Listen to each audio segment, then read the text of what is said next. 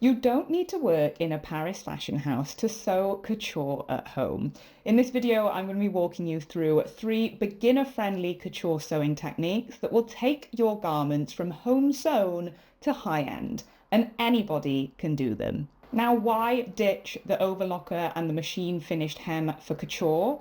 Many reasons. Longevity, quality, feeling great in the clothes you create. But beyond anything, I do try and teach that the inside of your garments should be as beautiful as the outside. I'm going to be giving you the details on Tailor Tacks, on pressing, and on some finishing techniques. I cannot reiterate enough how easy to implement these are. So even if you pick one thing to take forward into your next project, please be sure to share the results with me over on social media at Digital Pattern Library for me to cheer you on. Let's jump into it. Tailor tacks are especially useful when transferring markings of your pattern to your fabric. Now this could be a dart, as we see here. It could be a buttonhole placement, a pocket placement. It could be where you're going to position a belt on the waistline. And the reason why Tailor tacks are so useful is because they're accurate. Now, I have seen people poke pins through the holes and mark the underside with chalk or a fabric pen or pencil. This can actually not only be a little inaccurate, it can damage your fabric, it can make it quite clunky. Alternatively, I've seen people put a pin through the fabric and wiggle that pin around until there's a very small hole and perforation. Very tricky to see and obviously damages your fabric. A tailor tack is simply a looped hand stitch and it is so accurate. What you're going to need is an alternative colour thread to your fabric, a needle suitable for the fabric you're working with. So if you're working with something lightweight, you would have a thinner hand sewing needle. A tailor tack is a fail-safe technique. So what you want to do, I've got 2 layers of fabric here. Again, this is when tailor tacks come into their own as well. I'm going to just stitch a loop through my markers. These should be relatively small on your pattern. If you've got like a beginner friendly pattern and your end of the dart point or the dart leg markers are quite wide circles, just try and do 2.5 millimeters. You want to do quite a small stitch, but as I pull this through, notice how I'm going to leave thread tails the one end, and with some snips, I'm going to cut through and leave thread tails the other end. Now look what happens. Say I cut out my pattern around my seam allowance. Another top tip is to always pin within your seam allowance. Do not pin on the main body of your pattern. You can loosely and very gently pull up the pattern off it. It will rip, but that's okay. And so you've got your markers here. Let's pretend we cut our bodice pattern out. And then what you want to do is ever so gently tease the layers of fabric from each other, like so. You don't want to yank it, you don't want to pull it too hard. And you can come in with some snips.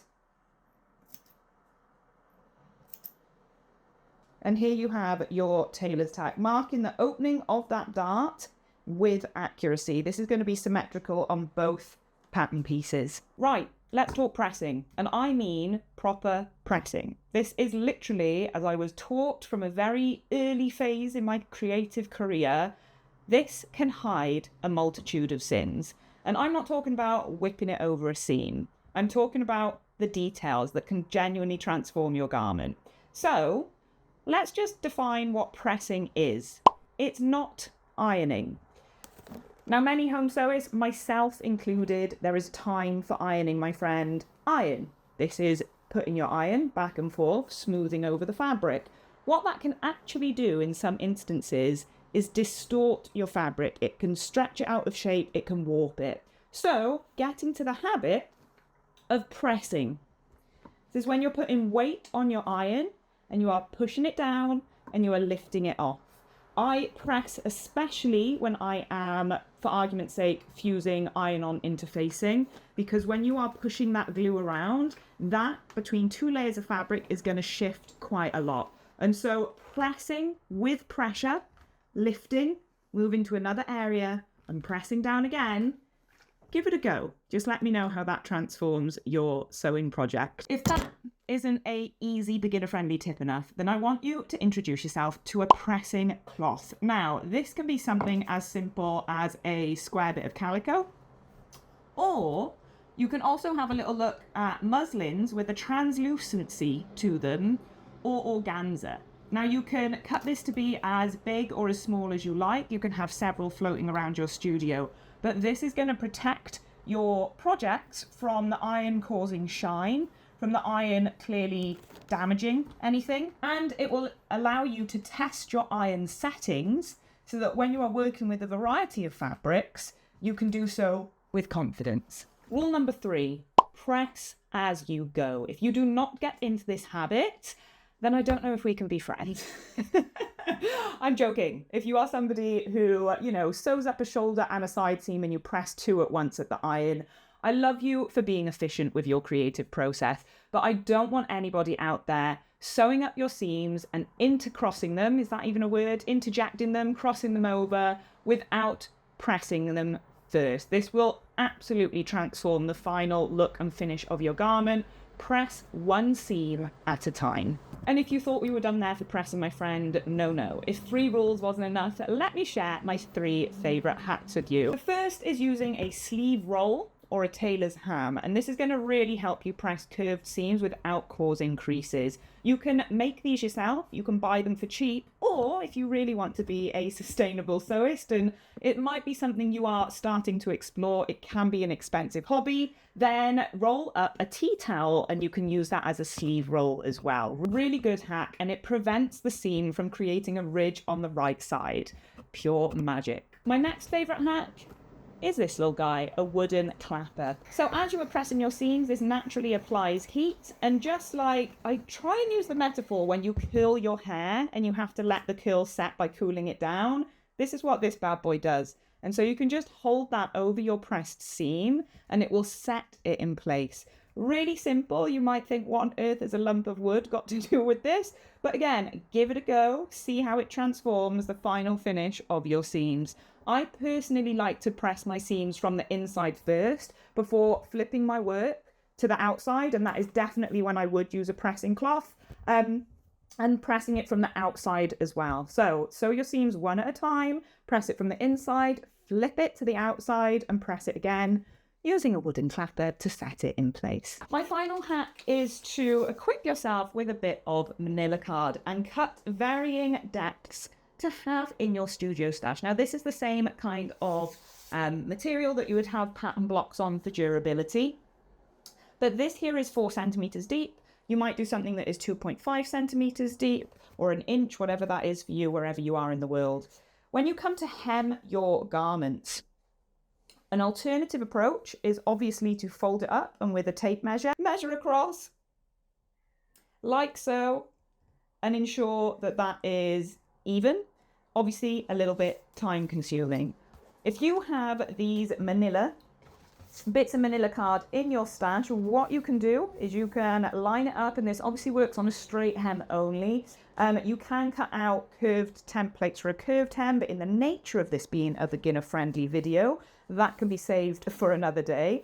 And what you can do when you line this up to your straight hem is you can flip that up and you can press along for neat, perfect hairs every single time. Alternatively, if you are pressing your seams open, you can slide a bit of brown paper underneath, and this is going to stop any kind of crease or indentation from the right side of your fabric being on show. So if you equip yourself with a variety of depths of these, it's going to make your hemming life so much more accurate and so much easier. Oh my days, I need to sit by the window because it is warm. Now, if you are loving these techniques and you are thinking, give me more, because they really are easy to implement and will transform how you sew, then I need to tell you about something. The DPatilia. This is where I teach the entire fashion process using professional techniques just like what we've covered today. Because here's the thing, in couture, there's a golden rule. Your garments should be as beautiful on the inside as they are on the outside. And that's what separates truly professional sewing from home sewing. Inside the DPatilia, you'll learn advanced techniques like these every month Plus, get access to our complete pattern library, live fitting clinics, and my personal guidance. It's like having your own personal fashion mentor.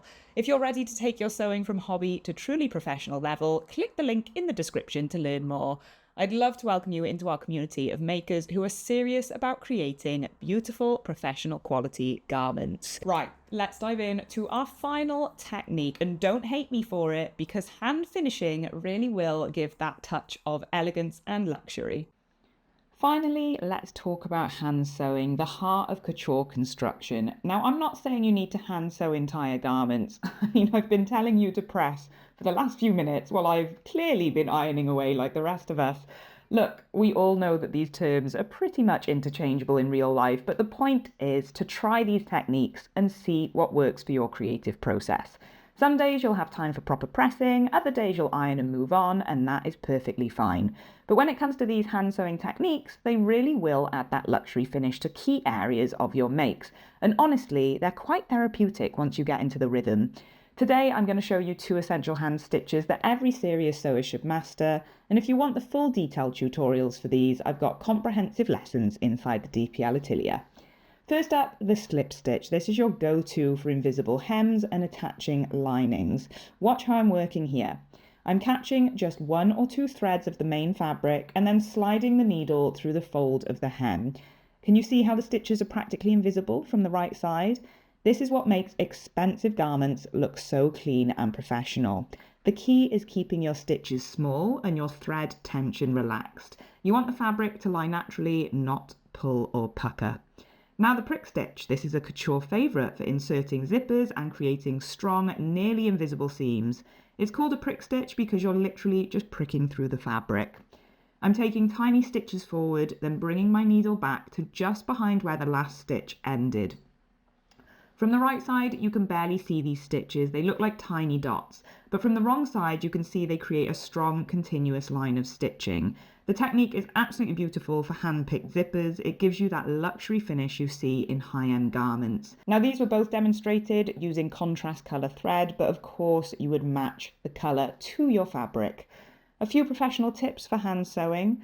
First, invest in good quality thread. Ensure that your thread isn't out of date because it can be prone to snapping. Second, good lighting is non-negotiable. I cannot stress this enough. I might be blind as a bat, but proper lighting will transform your hand sewing accuracy.